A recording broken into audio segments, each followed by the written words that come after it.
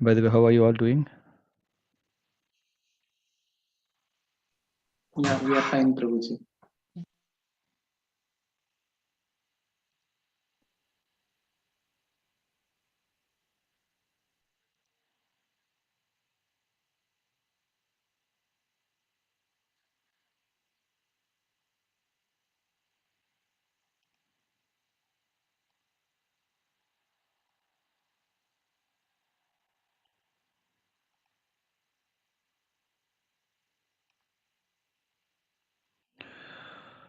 ॐ यज्ञानातिमिरान्धस्य ज्ञानाञ्जनशलाकया चक्षुरुन्मिलितं येन तस्मै श्रीगुरवे नमः।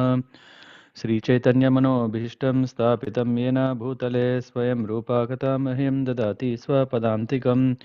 वन्देऽहं श्रीगुरो श्रीयुतापदकमलान् श्रीगुरुवैष्णवांश्च श्रीरूपं साग्रजातां सहगणरघुनाथान्वितां तं सजीवं साद्वैतं सावधूतं परिजनसहितं कृष्णचैतन्यदेवं श्रीराधाकृष्णपादान् सहगणललित श्रीविशाख अन्वितांश्च नमो विष्णुपादाय कृष्णप्रस्थाय भूतले श्रीमते भक्तिवेदान्त स्वामिनिति नामिने नमस्ते सारस्वतीदेवे गौरवाणी प्रचारिणे निर्विशेष शून्यवादी पाश्चात्यादेशतारिणे वंशकल्पतरुभ्यश्च कृपा सिन्धुभ्य एव च पतितानां पावनेभ्यो वैष्णवेभ्यो नमो नमः। नमो महावदान्याय कृष्णप्रेमप्रदायते कृष्णाय कृष्णचैतन्यनाम्ने गौरत्विषे नमः। हे कृष्ण करुणा सिंधो दीनबंधो जगतपते गोपेशिका गोपिका कांता राधा कांत नमोस्तुते तप्त कांचन गौरांगी राधे वृंदावनेश्वरी वृषभानुसुते देवी प्रणमामि हरिप्रिये। जय श्री कृष्ण चैतन्य प्रभो नित्यानंद श्री अद्वैत गदाधर श्रीवासदि गौर भक्तवृंद। हरे Krishna Krishna Krishna Hare Hare Hare Ram Ram Ram Hare Hare. Reading from Śrīla Prabhupāda-līlāmṛta Volume 1, Chapter 12, The Journey to America. Today the ship is flying very smoothly. I feel today better, but I am feeling separation from Sri Vrindavan and my Lord Sri Govinda, Gopi Nath Radha Damodar. My only solace is Sri Chaitanya Charitamrita, in which I am tasting the nectarian of Lord Chaitanya's Leela. I have left Bharatbhumi just to execute the order of Sri Bhaktisiddhanta Saraswati in pursuance of Lord Chaitanya's order. I have no qualification, but have taken up the risk just to carry out the order of His Divine Grace. I depend fully on their mercy, so far away from Vrindavan. Jaladuta Diary, September 10, 1965. The Jaladuta is a regular cargo carrier of Shindia Steel Navigation Company, but there is a passenger cabin aboard. During the voyage from Calcutta to New York in August and September of 1965, the cabin was occupied by Sri Abhay Charanaravinda Bhaktivedanta Swami, whose age was listed as 69 and who was taken on board bearing a complimentary ticket with food. The Jaladuta, under the command of Captain Arun Pandya, whose wife was also aboard, left at 9 a.m. on Friday, August 13.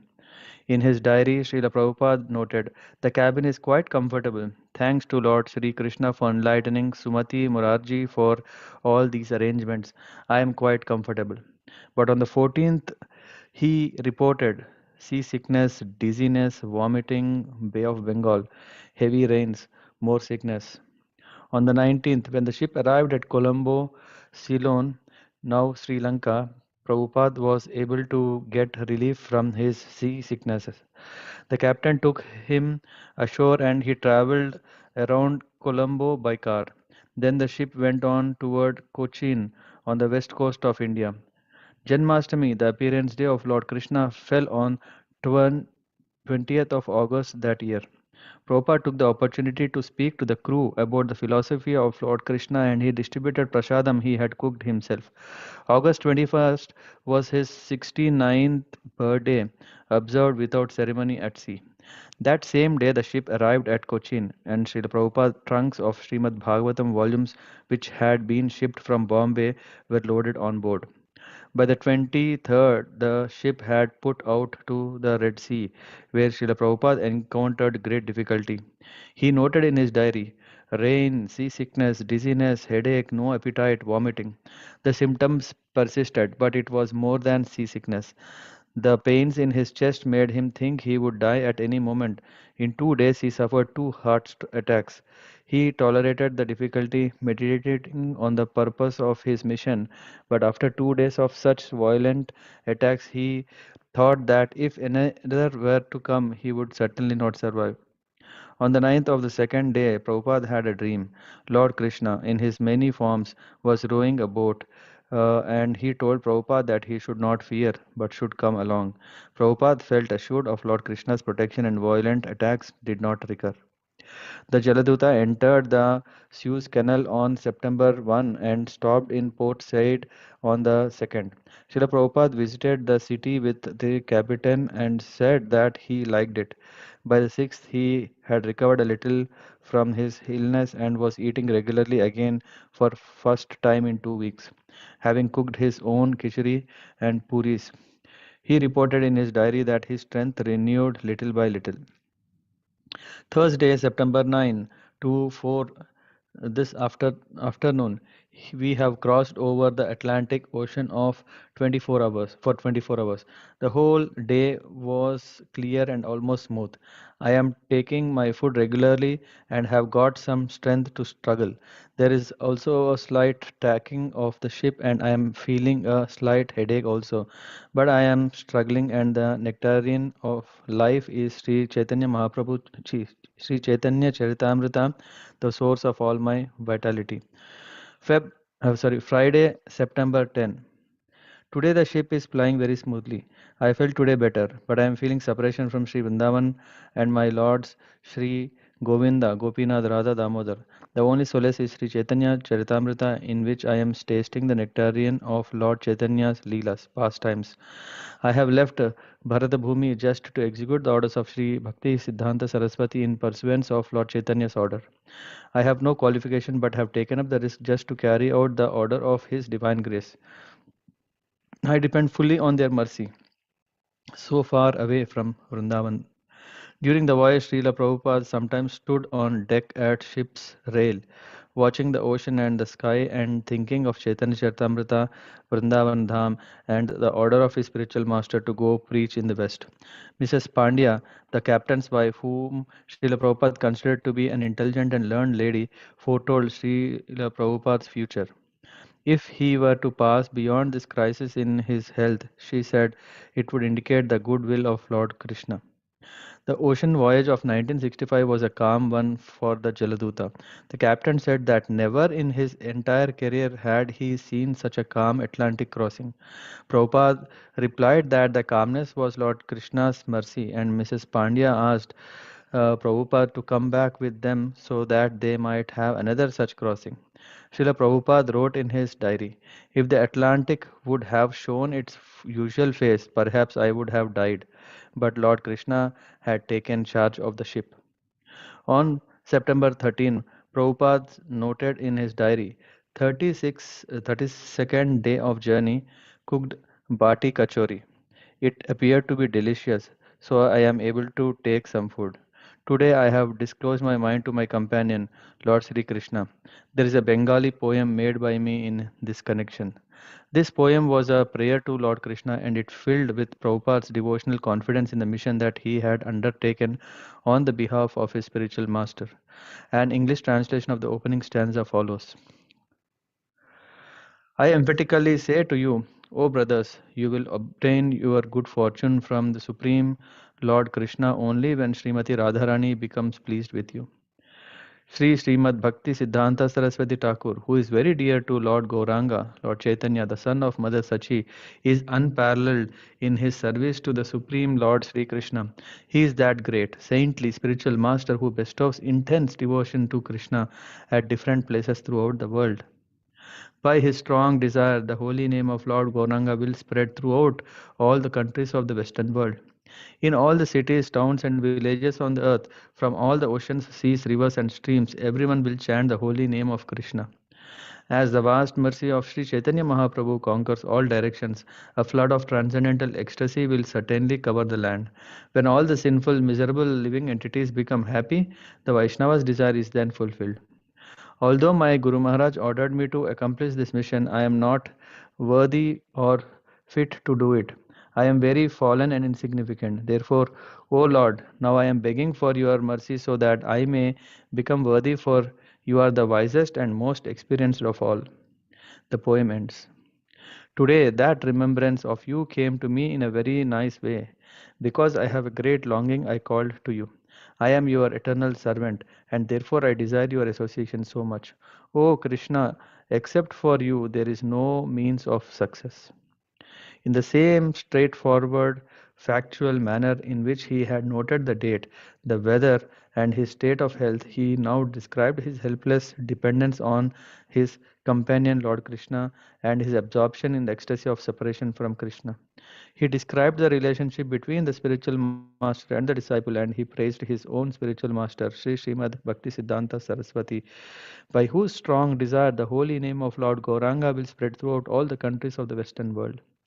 He plainly stated that his spiritual master had ordered him to accomplish this mission of worldwide Krishna consciousness, and feeling unworthy, he prayed to Lord Krishna for strength. The last verses give an unexpected confidential glimpse into Srila Prabhupada's direct relationship with Lord Krishna. Prabhupada called on Krishna as his dear friend and longed for the joy of again wandering the fields of Vraja. This memory of Krishna, he wrote, came because of a great desire to serve the Lord. Externally, Srila Prabhupada was experiencing great inconvenience. He had been aboard ship for a month and had suffered heart attacks and repeated seasickness. Moreover, even if he were to recover from these difficulties, his arrival in America would undoubtedly bring many more difficulties. But remembering the desire of his spiritual master, taking strength from his reading of Chaitanya Charitamrita, and revealing his mind in his prayer to Lord Krishna, Prabhupada remained confident. After a 35-day journey from Calcutta, the Jaladuta reached Boston's Commonwealth Pier at 5:30 a.m. on September 17, 1965. The ship was to stop briefly in Boston before proceeding to New York City. Among the first things Srila Prabhupada saw in America were the letters A and P painted on a pierfront uh, wa- warehouse. The grey waterfront dawn revealed the ships in the harbor, a conglomeration of lobster stands and drab buildings, and rising in the distance the Boston skyline. Prabhupada had to pass through US immigration and customs in Boston. His visa allowed him a 3 month stay, and an official stamped it to indicate his expected date of departure. Captain Pandya invited Prabhupada to take a walk into Boston, where the captain intended to do some shopping. They walked across a footbridge into a busy commercial area with old churches, warehouses, office buildings, bars, tawdry, bookshops, nightclubs, and restaurants. Prabhupada briefly observed the city, but the most significant thing about his short stay in Boston, aside from the fact that he had now set foot in America, was that at Commonwealth Pier he wrote another Bengali poem entitled Markine Bhagavat Dharma, teaching Krishna consciousness in America. Some of the verses he wrote on board the ship that day are as follows. My dear Lord Krishna, you are so kind upon this useless soul, but I do not know why you have brought me here. Now you can do whatever you like with me. But I guess you have some business here. Otherwise, why would you bring me to this terrible place? Most of the population here is covered by material modes of ignorance and passion. Absorbed in material life, they think themselves very happy and satisfied, and therefore they have no taste for transcendental message of Vasudeva, Krishna. I do not know how they will be able to understand it. But I know that your causeless mercy can make everything possible because you are the most expert mystic. How will they understand the mellows of devotional service? O Lord, I am simply praying for your mercy so that I will be able to convince them about your message. All living entities have come under the control of the illusory energy by your will, and you and therefore if you like by your will they can also be released from the clutches of illusion. I wish that you may deliver them.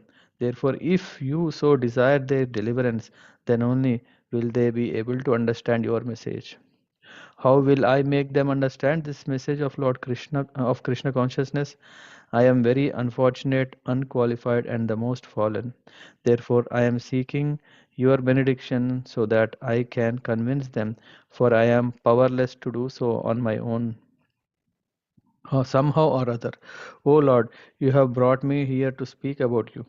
Now, my Lord, it is up to you to make me a success or a failure as you like. O spiritual master of all the worlds, I can simply repeat your message. So, if you like, you can make my power of speaking suitable for their understanding. Only by your causeless mercy will my words become pure. I am sure that when this transcendental message penetrates their hearts, they will certainly feel gladdened and thus become liberated from all unhappy conditions of life. O Lord, I am just a puppet in your hands. So if you have brought me here to dance, then make me dance. O Lord, make me dance as you like. I have no devotion, nor do I have any knowledge, but I have strong faith in the holy name of Krishna. I have been designated as Bhaktivedanta, and now, if you like, you can fulfill the real purport of Bhaktivedanta.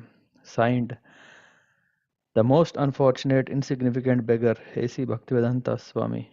On board the ship Jaladuta, Commonwealth Pier, Boston, Massachusetts, USA, dated 18 September 1965. He was now in America. He was in a major American city, rich with billions, populated with millions, and determined to stay the way it was. Prabhupada saw Boston from viewpoint of a pure devotee of Krishna. He saw the hellish city life, people dedicated to the illusion of material happiness. All his dedication and training moved him to give these people the transcendental knowledge and saving grace of Krishna consciousness. Yet he was feeling weak, lowly, and unable to help them on his own. He was but an insignificant beggar with no money. He had barely survived the two heart attacks at sea. He spoke a different language. He dressed strangely. Yet he had come to tell people to give up meat eating, illicit sex, intoxication, and gambling, and to teach them to worship Lord Krishna, who to them are a mythical Hindu god. What would he be able to accomplish? Helplessly he spoke his heart directly to God. I wish that you may deliver them. I am seeking your benediction so that I can convince them. And for convincing them, he would trust in the power of God's holy name and in Srimad Bhagavatam. This transcendental sound would clean away desire for material enjoyment from their hearts and awaken loving service to Krishna. On the streets of Boston, Prabhupada was aware of power of ignorance and passion that dominated the city, but he had faith in the transcendental process. He was tiny, but God was infinite, and God was Krishna, his dear friend. On the 19th of September, the Jaladuta sailed into New York Harbor and docked at Brooklyn Pier at 17th Street.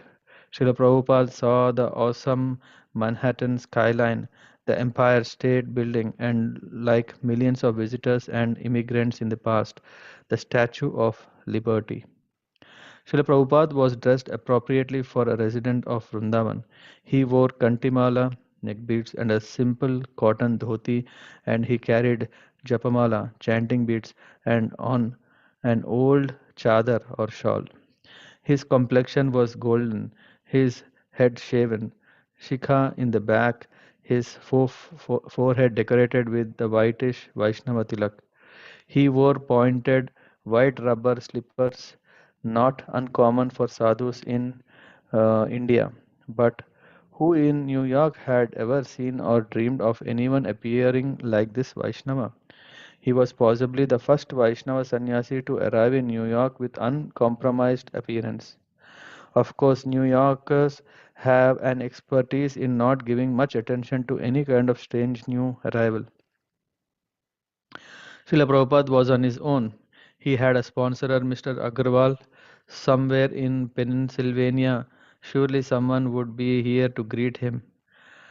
Although he had little idea of what to do as he walked off the ship onto the pier, I did not know whether to turn left or right. He passed through the dockside formalities and was met by a representative from Travelers Aid sent by the Agarwals in Pennsylvania, who offered to take him to the Scindia ticket office in Manhattan to book his return passage to India. At the Scindia office, Prabhupada spoke with the ticket agent Joseph Foster, who was impressed by this unusual passenger's Vaishnava appearance, his light luggage, and his apparent poverty. He regarded Prabhupada as a priest. Most of the Scindia's passengers were businessmen or families, so Mr. Foster had never seen a passenger wearing the traditional Vaishnava dress of India. He found Srila Prabhupada to be a pleasant gentleman who spoke of the nice accommodations and treatments he had received aboard the Jaladuta. Prabhupada asked Mr. Foster to hold space for him on a return ship to India. His plans were to leave in about 2 months, and he told Mr. Foster that he would keep in touch. Carrying only 40 rupees cash, which he himself called a few hours spending in New York, and an additional $20 he had collected from selling three volumes of the Bhagavatam to Captain Pandya. Srila Prabhupada, with umbrella and suitcase in hand, and still escorted by the traveler's aid representative, set out for the Port Authority bus terminal to arrange for his trip to Butler. Srila Prabhupada ki jai. I'll stop here if it's okay.